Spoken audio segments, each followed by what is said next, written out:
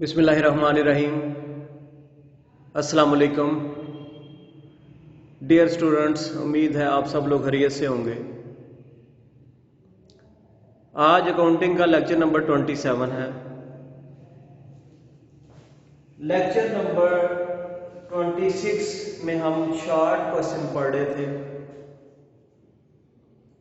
और आज भी हम शॉर्ट क्वेश्चंस पढ़ेंगे और बैंक रिकंसिलिएशन स्टेटमेंट क्या होती है और ये क्यों बनाते हैं, ये हम आज पढ़ेंगे। तो आज का लेक्चर स्टार्ट करने से पहले दो शॉर्ट क्वेश्चन जो हमने प्रीवियस लेक्चर में पढ़े थे उनको मैं रिपीट करता हूँ और फिर आगे जो नेक्स्ट जो शॉर्ट क्वेश्चन है वो शुरू करता हूँ। तो उसमें लास्ट लेक्चर में जो हमने पढ़ा था पे इन स्लिप, ये बहुत इंपॉर्टेंट शॉर्ट क्वेश्चन है। पे इन स्लिप देखें, जब भी हम बैंक में पैसे जमा करवाते हैं तो हम एक स्लिप फिल करते हैं जिसमें सारी अमाउंट वगैरह हम लिखते हैं। उसकी दो परतें होती हैं। बैंक वाले एक परत अपने पास रख लेते हैं, दूसरी परत पे स्टैंप लगा के हमें दे देते हैं। ये इस बात का प्रूफ होती है कि हमने बैंक में पैसे जो हैं वो जमा कराए हैं, डिपॉजिट करवाए हैं। तो इस स्लिप को कहते हैं पे इन स्लिप, ठीक है। और उसके बाद जो दूसरा है चेक बुक क्या होती है? चेक बुक क्या होती है? देखें जी, जब हम बैंक में अकाउंट खुलवाते हैं, जाहिर बात है हमने बैंक से पैसे निकलवाने हैं, तो हम ऐसे पैसे नहीं निकलवा सकते कि हम जाके कहें बैंक को जी हमारा यहाँ पे अकाउंट है तो हमें पैसे दे दें। ऐसे नहीं होता। बैंक वाले आपको एक बुक इशू करते हैं जिसके बहुत से लीव्स होते हैं, परतें होती हैं। तो वो बैंक से पैसे निकलवाने के लिए इस्तेमाल होती है, उसे कहते हैं चेक बुक, ठीक है। ये बेसिकली बैंक से पैसे निकलवाने के लिए इस्तेमाल होती है और ये अकाउंट होल्डर को ही जारी होती है। जिसका बैंक में अकाउंट है उसी को जारी होती है, तो इसे कहते हैं cheque book.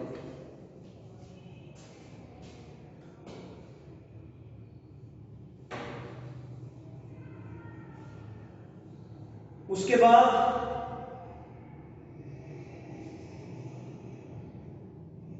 Endorsement of check.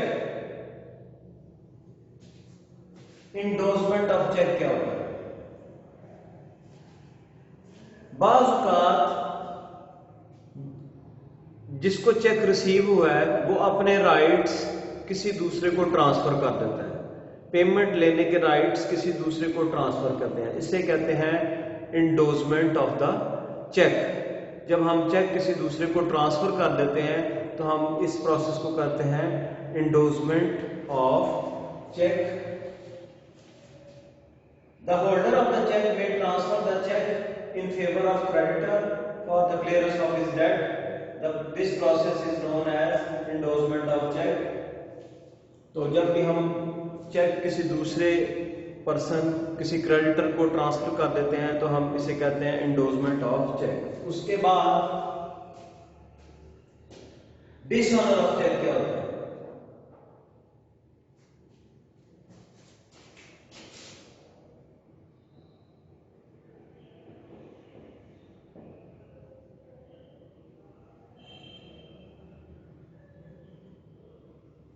Dishonour of cheque क्या होता है? देखें, आपने चेक ड्रॉ किया, आपने इशू कर दिया, ठीक है। बाज़ औक़ात कैसे होता है, बाज़ औक़ात ऐसा होता है कि बैंक उस चेक की पेमेंट देने से इनकार कर देता है। जब बैंक चेक की पेमेंट देने से इनकार कर देता है तो इसको कहते हैं डिसऑनर ऑफ द चेक, ठीक है। तो इसकी मुख्तलिफ रीजंस होती हैं। बाज़ बात आपके अकाउंट में इतने पैसे नहीं होते, मिसाल के तौर पे आपके अकाउंट में पैसे हैं 50,000, आपने चेक ड्रॉ कर दिया 60,000 का। बाज़ औक़ात जो आपके सिग्नेचर जो आपने चेक के ऊपर किए हुए हैं वो नहीं मिलते, तो बैंक पेमेंट देने से इनकार कर देता है। बाज़ औक़ात चेक फटा हुआ होता है, बाज़ औक़ात आप चेक पे कटिंग बहुत ज़्यादा होती है, ठीक है। तो ये मुख्तलिफ रीजंस हैं, हम अब उन रीजंस पे नहीं जाएंगे, हम इसी पे रहेंगे कि डिसऑनर क्या होता है कि जब बैंक चेक की पेमेंट देने से इनकार कर देता है तो इसे कहते हैं dishonour of the cheque. Sometimes there may be a mistake in writing a check, or the amount of deposit in the bank account may be less than the amount of check drawn. In such a case, the bank will refuse to honor the check. Bank refuse कर देता है payment देने के लिए, honour करने के लिए, and the check is called dishonor, और जो चेक है उसे क्या कहते हैं, ये डिसऑनर होगा। अगर चेक की पेमेंट बैंक दे दे तो इसे कहते हैं बैंक ने ऑनर कर दिया, और अगर ना दे तो इसे कहते हैं डिसऑनर ऑफ द चेक, ठीक है। उसके बाद है शॉर्ट क्वेश्चन है सिंगल कॉलम कैश बुक। ऐसी कैश बुक जिसका सिर्फ एक ही कॉलम होता है कैश, ठीक है, दोनों साइड्स के ऊपर, और जिसमें सिर्फ कैश ट्रांजैक्शन का रिकॉर्ड होता है, तो उसे कहते हैं सिंगल कॉलम कैश बुक।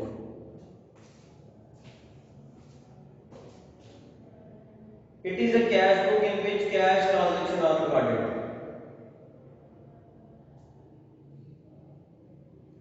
उसके बाद है double column cash book.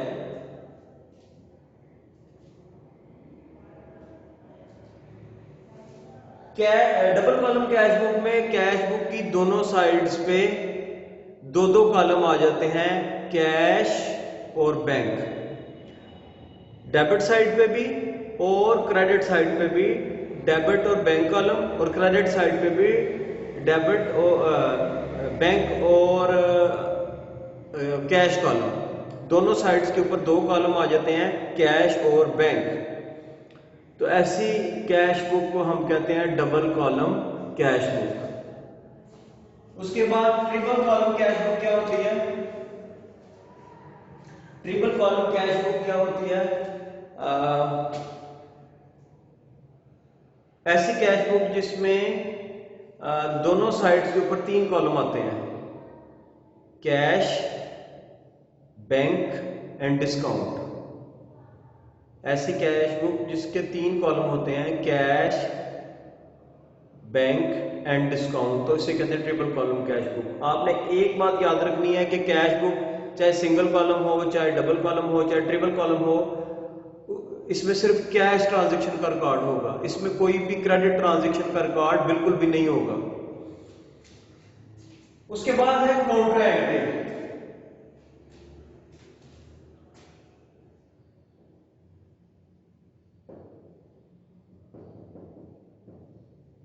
Counter entry क्या होती है?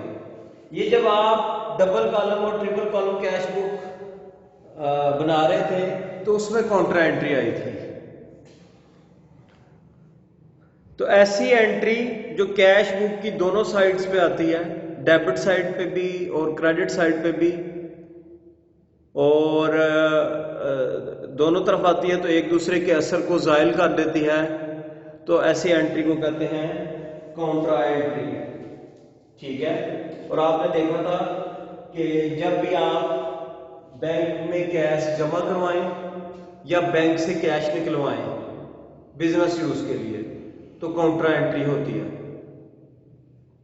उसके बाद मैंने आपको क्या बताया था कि आपने चेक रिसीव कर लिया है और सेम डे बैंक में जमा नहीं कराया, ठीक है, किसी और दिन जमा करवाया, तो तब भी काउंटर एंट्री होगी, ठीक है। और जब आप चेक रिसीव करते हैं और बैंक में जमा नहीं करवाया तो आप उसको कैश ट्रीट करते हैं, कैश कॉलम में लिखते हैं। तो काउंटर एंट्री जो कैश बुक की दोनों साइड्स में भी दोनों साइड्स में आती है, डेबिट साइड पे भी, क्रेडिट साइड पे भी, और एक दूसरे के असर को ज़ाइल कर देती है, उसे कहते हैं काउंटर एंट्री। ये बहुत इंपॉर्टेंट है काउंटर एंट्री। उसके बाद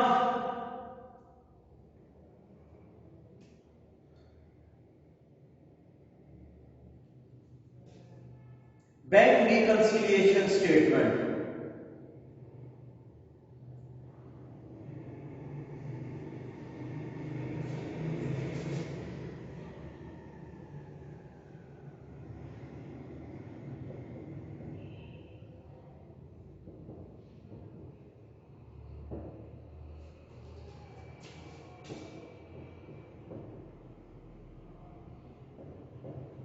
बैंक रिकंसिलिएशन स्टेटमेंट क्या होती है? देखें, हम मेंटेन कर रहे होते हैं अपने बिजनेस में कैश बुक, ठीक है।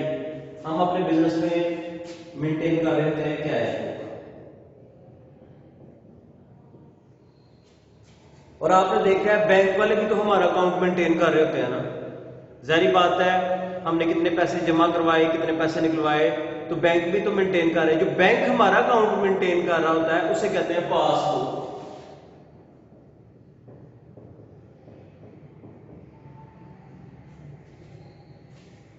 ठीक है। हम जो किताब मेंटेन कर रहे होते हैं अपने बिजनेस में उसे कहते हैं कैश बुक। बैंक वाले जो हमारा अकाउंट मेंटेन कर रहे होते हैं उसे कहते हैं पासबुक। अब इन दोनों का बैलेंस इक्वल होना चाहिए, ठीक है। जितने हमने बैंक से पैसे निकलवाए, जो हमारी कैश बुक का बैलेंस है वो बैंक की पासबुक से मैच करना चाहिए। लेकिन कुछ वजूहात की बिना पे ये आपस में मैच नहीं करता। उन रीजंस को तो हम बाद में देखेंगे। तो हम बनाते हैं फिर बैंक रिकंसिलिएशन स्टेटमेंट। क्यों बनाते हैं ये? ऐसी स्टेटमेंट जो कैश बुक को और पासबुक को एक बैलेंस पे लेके आती है, उस स्टेटमेंट को कहते हैं बैंक रिकंसिलिएशन स्टेटमेंट। ये रिकंसाइल से वर्ड निकला है, ठीक है। तो ये जो डिफरेंस है कैश बुक का और पासबुक का, जिस स्टेटमेंट में हम इस डिफरेंस को दूर करते हैं, रिकंसाइल करते हैं, एक बैलेंस में लेके आते हैं, उसे कहते हैं बैंक रिकंसिलिएशन स्टेटमेंट, ठीक है। अब हम इसका डिफरेंस क्यों आता है ये हम 1 बाय 1 पढ़ेंगे, ठीक है। नेक्स्ट लेक्चर में पढ़ेंगे इंशाल्लाह ताला। तो बैंक रिकंसिलिएशन स्टेटमेंट, उसके बाद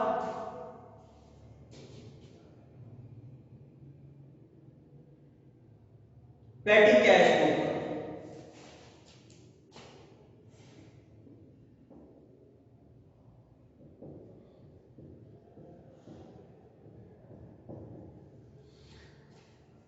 पेटी कैश बुक क्या होती है? ये रोजमर्रा के छोटे छोटे अखराजात हैं, जैसे स्टेशनरी एक्सपेंस, ठीक है, जैसे पोस्टेज एक्सपेंस, ट्रैवलिंग एक्सपेंस।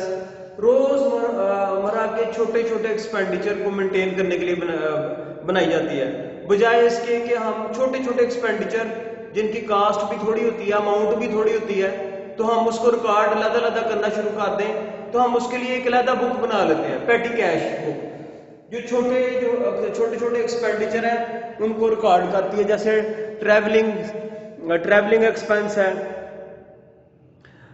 जैसे स्टेशनरी एक्सपेंस है। तो ये जो छोटे छोटे जो अखराजात हैं उसको रिकॉर्ड करने के लिए हम पेटी कैश बुक बनाते हैं। तो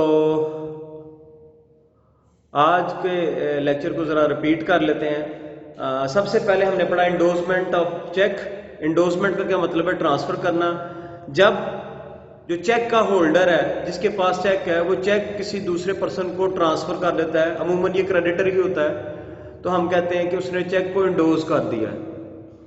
उसके बाद डिसऑनर ऑफ द चेक का क्या मतलब है? जब बैंक चेक की पेमेंट देने से इनकार कर देता है तो हम इसे कहते हैं, इसको कहते हैं डिसऑनर ऑफ द चेक।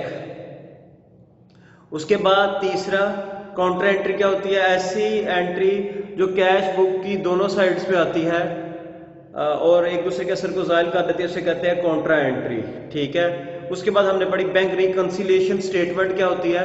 ऐसी स्टेटमेंट जो कैश बुक और पासबुक को एक बैलेंस पे लाने के लिए बनाई जाती है, उसे कहते हैं बैंक रिकंसिलिएशन स्टेटमेंट। और आखिर में हमने पढ़ा पेटी कैश बुक, ये हम छोटे छोटे एक्सपेंडिचर को रिकॉर्ड करने के लिए बनाते हैं। तो आज का लेक्चर इधर ही खत्म करते हैं। अल्लाह हाफिज।